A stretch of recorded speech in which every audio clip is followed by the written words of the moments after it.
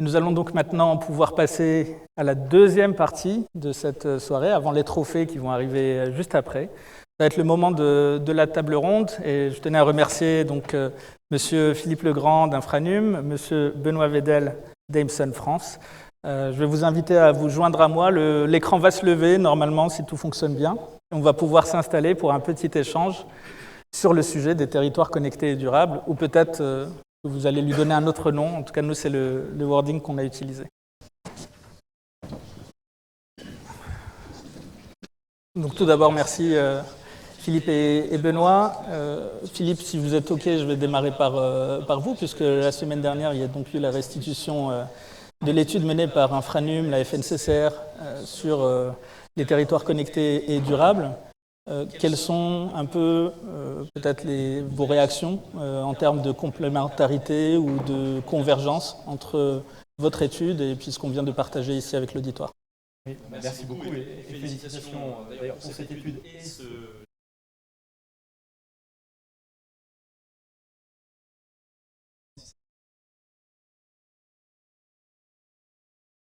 Celui-là.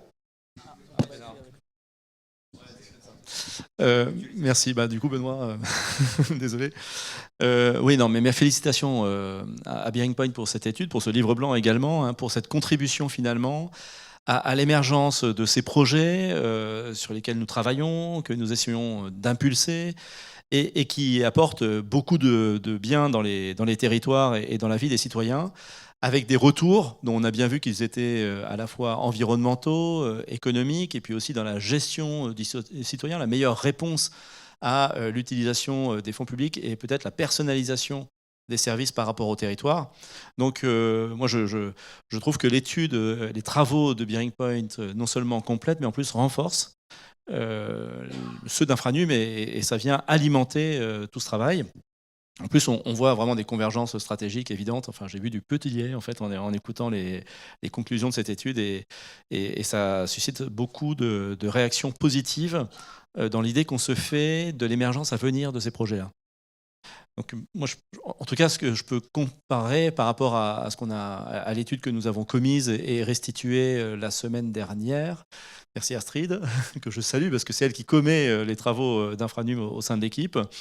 On avait remarqué en 2023 que, bien entendu, des cas d'usage se dégageaient des secteurs comme l'eau, l'énergie, les déchets, la prévention des risques. Ces secteurs se dégageaient.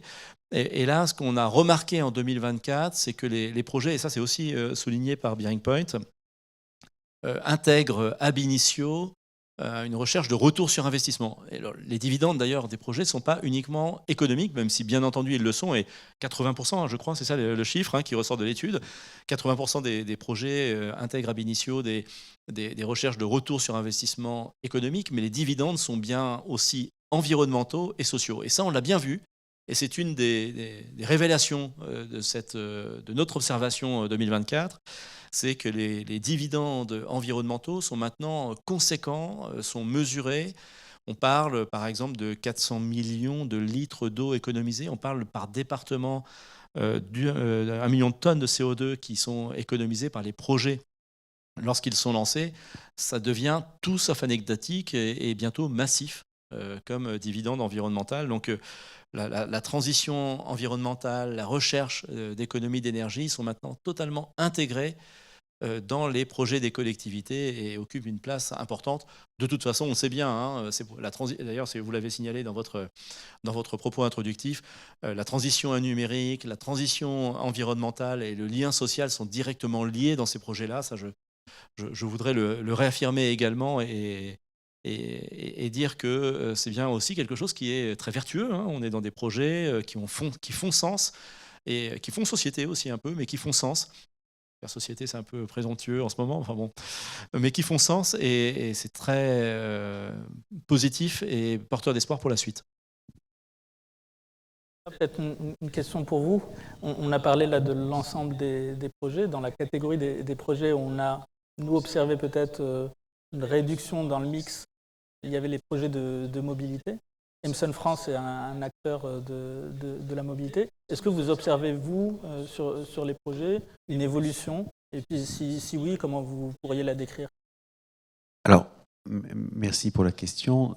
Pour juste présenter en 2 mots Emerson, donc effectivement, on est dans le monde de la mobilité et nous, on va modéliser les infrastructures routières ou les schémas d'urbanisme pour les collectivités locales ou les grands aménageurs pour les aider dans la prise de décision des différents impacts que peut avoir leur changement. Donc effectivement, dès qu'on parle piétonisation de centre-ville, dès qu'on parle changement de sens de circulation ou de vitesse sur des axes majeurs comme le périphérique, la bonne nouvelle, c'est que les collectivités locales font l'étude d'impact avant de prendre les décisions. Et donc voilà, Emerson permet de faire ces modélisations algorithmiques pour les aider dans leurs décisions. Je me posais la question en regardant tes slides, Wassim, si effectivement les pourcentages sont en nombre de projets. Et je pense que le nombre de projets est une réalité. Ensuite, les montants des différents projets ne sont pas les mêmes. C'est vrai que peut-être qu'un projet de développement durable peut avoir des budgets d'implémentation qui sont plus faibles, alors qu'un projet sur les mobilités peut avoir un investissement et une coopération qui est plus fort. Donc effectivement, le changement, nous, que l'on voit, c'est au niveau de la motivation des collectivités locales et des aménageurs dans leurs projets. On n'est plus dans de la performance de la route, on n'est plus dans des problématiques de congestion, de limiter la congestion. On va être véritablement sur, effectivement, une problématique d'apaisement de centre-ville. Donc, comme tu disais, Philippe, de faire société, d'être ensemble, d'avoir un environnement dans lequel la qualité de vie est plus forte, et c'est la qualité de vie dans la ville qui devient un axe majeur pour les collectivités. Et puis, la question de l'inclusivité aussi va être importante, d'être certain que les choix qui sont faits sur les mobilités, en termes de différents usagers de la route, donc on va parler de mobilité active, de logistique urbaine, de transport public, mais aussi de véhicules particuliers. Il faut bien qu'il en reste un petit peu. Donc comment tous ces usagers arrivent à se répartir l'espace, l'infrastructure de la ville, qu'elle soit routière ou l'urbanisme. Et puis, la dernière question qui arrive et qui va de plus en plus arriver, je pense qu'on en parlait aussi en décarbonation, c'est la notion de résilience.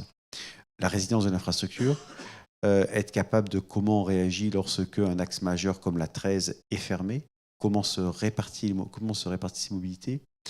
Et là, on est sur des problématiques qui sont à la fois technologiques, donc l'IoT va aider, parce que va permettre par des capteurs, va permettre de voir comment se répartissent les usages, mais aussi l'urbanisme et la sociologie sont des facteurs qui sont très importants à prendre en compte. Car le meilleur sur le phénomène qu'il y a eu entre la 13 et la 14, enfin, je pense que beaucoup d'entre vous l'avez vécu d'un point de vue très, très impact, mais en fait, l'impact majeur qui a été donné, ce n'est pas du report modal, c'est le fait que les gens ne sont pas déplacés. Donc en fait, où on aurait pu imaginer des congestions plus fortes, où on aurait pu imaginer des revenus plus forts pour les concessionnaires autoroutiers, ça s'est traduit quelque part par une absence de déplacement.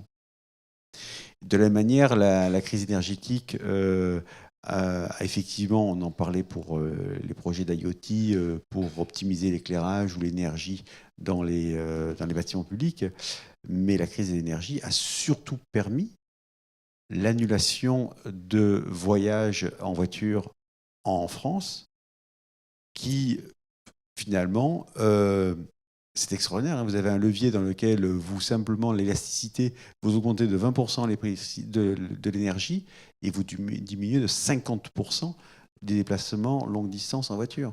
Donc en fait, le prix est bien un facteur dissuasif sur l'usage des mobilités. Donc effectivement, voilà, un shift entre des problématiques de performance de la route, encore plus d'utilisateurs de la route, et comment se réduire la congestion par des problématiques d'apaisement de centre-ville, d'inclusion et de résilience.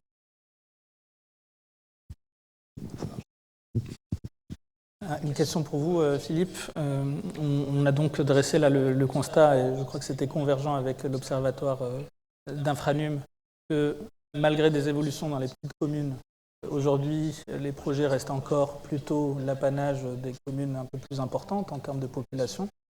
Quels sont, d'après vous, les leviers qui pourraient être activés pour venir étendre vraiment sur toute l'entièreté du territoire ces projets qui ont montré leur impact positif, que ce soit d'un point de vue gain ou d'un point de vue environnement? Oui, et on est bien là. On en est bien là parce que effectivement, les volumes d'activité dégagés par ces projets, les bénéfices perçus par les territoires, des possibilités qui sont offertes sont encore largement insuffisants par rapport au potentiel. Pour autant, il y a quelque chose qui a changé, qui a été assez marquant, c'est qu'avant, les collectivités lançaient des POC, des Proof of Concept, qui avaient pour vocation de démontrer la faisabilité, la pertinence d'un projet. Ce qui a changé maintenant, c'est qu'on n'est plus à l'époque du POC, mais de l'expérimentation comme partie intégrante d'un process plus large et d'un projet réel. C'est-à-dire que, oui, on va expérimenter, mais avec l'intention d'industrialiser plus massivement le projet. Et ça, objectivement, c'est quand même un sacré changement de paradigme. Il y avait aussi autre chose, c'est qu'il y a quelques années, mettons il y a 3 ans, un élu, et là vous l'avez très bien dit dans votre étude, un élu n'était pas capable d'appréhender a priori les critères de succès du projet qu'il lançait, du POC. Donc on était aussi sur de la faisabilité un peu technologique. On a tous connu ça, hein. Les cycles technologiques, ça passe toujours par des grandes périodes de POC avant de démocratiser davantage, avoir plus confiance, et là on rentre dans le projet. Et là, mais je vais répondre à la question, mais là on est quand même dans une situation où les élus, alors certes bien accompagnés, conseillés également, commencent à mieux percevoir les critères de succès, les facteurs de succès de leur projet, à les identifier au début en disant je veux faire ça pour telle raison. Alors ça peut être l'amélioration de la prévention des risques, l'amélioration de la réactivité, bien entendu la diminution de l'empreinte carbone, le retour sur investissement, etc. Mais en tout cas, ces critères qui sont propres à chaque projet sont réels. Alors, notre étude s'est livrée à un chiffrage estimatif, si on suivait cette même trajectoire, du volume de projets et du chiffre d'affaires sur les 10 prochaines années. On serait pas les 10 prochaines années, mais un peu moins, on serait sur 2,2 milliards d'euros avec les 3/4 portés par l'eau. Bon, c'est déjà un chiffre, mais en fait c'est très peu. Et effectivement, pour démultiplier, il faut que l'ensemble des collectivités soient concernés par ces projets-là. On a 3 catégories finalement de collectivités sur ces projets de territoire connecté durable. Les petites, qui sont à moins de 2000 habitants, les 2 à 30 000 qui sont un peu plus engagées dans ce type de projet, mais qui pour autant ont besoin d'un accompagnement. Et enfin, les collectivités un peu plus structurées à plus de 30 000. Les clés qui nous semblent importantes d'apporter pour que ces projets fonctionnent, d'abord, c'est la mutualisation. C'est le maître mot, on en a parlé aussi dans l'étude. Vous en avez parlé dans votre étude, la mutualisation.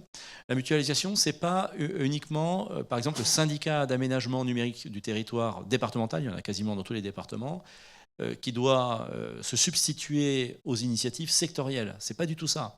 Elle doit rendre possible la transversalité des projets en proposant les socles nécessaires à la réplicabilité de ces projets pour des silos verticaux qui sont pertinents. En clair, on parle d'hyperviseur, on parle de gestion de la data. Ça, c'est mutualisable et ça doit l'être. Il y a aussi la structure peut-être de regroupement des collectivités dans une réflexion commune.